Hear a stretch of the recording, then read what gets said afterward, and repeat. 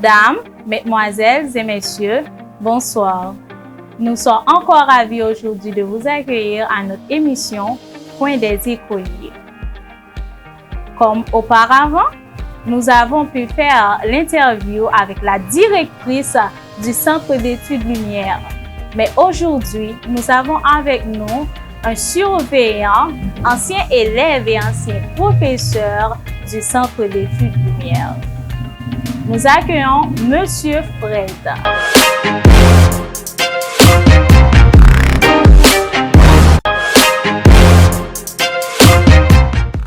Bonsoir, Monsieur Fred.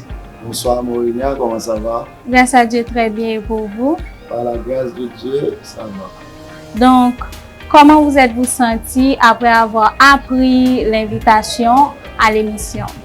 Bon, c'est toujours un plaisir de parler de Centre d'études Lumière parce que, en tant qu'ancien élève de l'établissement, c'est une fierté pour tout un chacun de participer à une émission concernant les Centres d'études Lumière. D'accord. Pouvez-vous nous faire une brève présentation de vous-même et de votre famille? Bon, je suis Marc Friedner.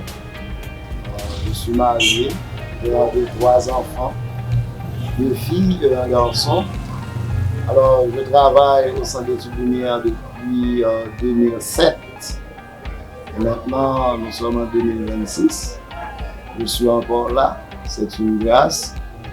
Et je ne sais pas encore pour combien de temps, mais jusqu'à présent, je continue avec le boulot.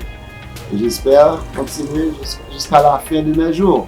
Et vous étiez aussi l'un des anciens élèves de l'école. Ah, bien sûr, j'ai été en 7e jusqu'à la philo au Centre d'études Lumière. Et maintenant, je travaille au Centre d'études Lumière. D'accord. Je peux dire, chers téléspectateurs, téléspectatrices, que j'ai été l'une des élèves à surveiller par...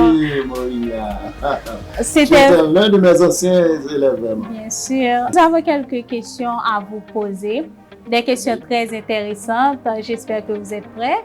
Ah oui, je suis prêt. Donc, pour commencer, quel est le rôle principal d'un surveillant au sein de l'établissement? Bon, un surveillant, c'est quoi? C'est quelqu'un qui est là pour surveiller. C'est ça le rôle fondamental d'un surveillant. Moi-même, je suis surveillant de la 9e année depuis tantôt 5 à 6 ans. Je travaille en 9e année.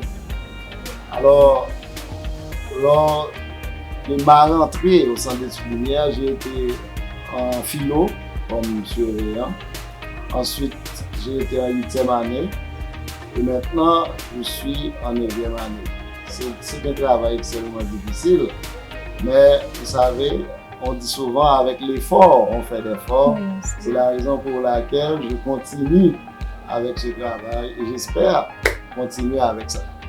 Pour le reste de votre vie? Bien sûr. D'accord. Et comment gérez-vous les cas d'indiscipline en 9e année fondamentale? Ah, l'indiscipline.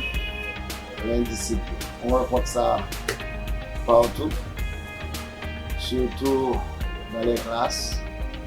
Les élèves sont vraiment indisciplinés. Mais vous savez, dans toute bonne institution, il y a toujours des règles, il y a toujours des lois qui régissent ces institutions-là. Voilà pourquoi au Centre d'études Lumière, nous avons notre guide qui est là pour mettre les élèves dans leur forme, parce que nous ne devons pas les sanctionner n'importe comment. Nous ne devons pas les punir comme bon nous semble, mais nous devons avoir des principes, des règles. Avec ces choses-là, on peut les punir. Mais vous savez, certaines fois, il ne faut pas punir seulement. Il faut donner des conseils, il faut les parler, parce que nous avons affaire avec des personnes, nous avons affaire avec des gens qui sont de différentes familles. Voilà pourquoi, à chaque cas, ou bien à chaque situation, on doit avoir une position spéciale pour résoudre ce problème. Et je me rappelle à mon école, à mon époque, désolé, vous étiez un bon conseiller. Ah oui. Je le suis toujours parce que, vous savez, surtout lorsqu'on a des enfants, on doit donner des conseils parce que, vous savez, lorsque vous avez affaire avec des gens de différentes familles, comme je l'avais déjà dit, on doit les aider. Parce qu'il y en a qui sont venus à l'école, mais à la maison, ils ne trouvent pas des parents ou des personnes qui puissent les aider en ce sens.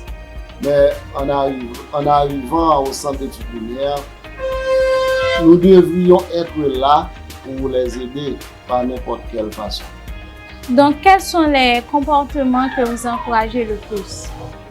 Bon, le comportement le plus spécial, eh bien, le comportement qui est plus normal, c'est lorsque l'enfant respecte les principes. Lorsque les enfants respectent les lois ou bien les normes établies, mais malheureusement, ce n'est pas toujours le cas. Mais pour les enfants qui se respectent, à ce moment-là, ils n'auront aucun problème avec les responsables de classe, ou du moins avec les membres de la direction, parce que, vous savez, l'éducation, c'est une bonne chose, surtout pour les enfants. Mais il y a des enfants, malheureusement, qui n'ont pas trouvé ce genre de choses à la maison. Mais, vous savez très bien, l'éducation est la chose la plus importante pour n'importe quelle personne. L'éducation, c'est la clé de la réussite. D'accord. Comment créez-vous un climat de respect et de collaboration dans votre section? Le respect. Le respect. Vous savez, Morinia, pour que vous trouviez quelqu'un qui vous respecte, vous devez vous respecter soi-même. Moi-même, en tant que responsable de classe, je me respecte. En me respectant, c'est une obligation à ce que tous les élèves me respectent. Parce que moi-même, j'ai créé cette situation. Parce que j'ai affaire avec des jeunes filles, j'ai affaire avec des jeunes garçons. Je les respecte dans toutes les dimensions. Voilà pourquoi ils doivent me respecter en retour. Donc, selon vous, quelles sont les bonnes qualités pour un élève? Oh, les bonnes qualités pour un élève. Bon, pour un élève, l'élève doit être studieux, travailleur, un élève qui rédige toujours ses devoirs, qui étudie toujours ses leçons, qui est toujours à l'heure. Parce que, vous savez, c'est à l'école qu'on commence par vous former pour la vie. C'est la raison pour laquelle, dès qu'on vient à l'école, vous devez respecter toutes les normes. À ce moment-là, demain, vous n'aurez aucun problème. Pouvez-vous nous parler un peu de votre parcours en tant qu'ancien élève et surveillant du centre d'études lumières? Bon, j'ai été élève de la 7e à la philo au centre d'études lumières. Et je travaille ici depuis 2007. Maintenant, c'est un parcours glorieux. Parce que j'ai jamais eu de grands problèmes. Et puis, dans toutes les situations, j'ai toujours trouvé une piste de solution. Voilà pourquoi, depuis mon arrivée ici, je fais mon boulot avec le sens du sérieux possible. Et tout ce qu'on me demande de faire, je l'ai fait avec tous les efforts possibles de mon être. Ok, pour terminer, avez-vous un conseil spécial pour les élèves qui passent les examens officiels? Bon, alors, mes conseils vont directement aux élèves qui iront aux examens officiels d'ici la fin de l'année, surtout ceux de la 9e année. Alors, je dois vous dire que les examens ne seront jamais difficiles. Vous devez seulement être prêt. Et pour être prêt, vous devez étudier constamment. Vous devez étudier constamment. Parce que les examens vont s'échelonner sur toute l'année, pas sur une période bien déterminée. Voilà pourquoi vous devez prendre votre temps. Vous devez prendre votre temps. J'ai bien dit, vous devez prendre votre temps pour bien assimiler les choses et pour bien capter les leçons apprises en salle de classe.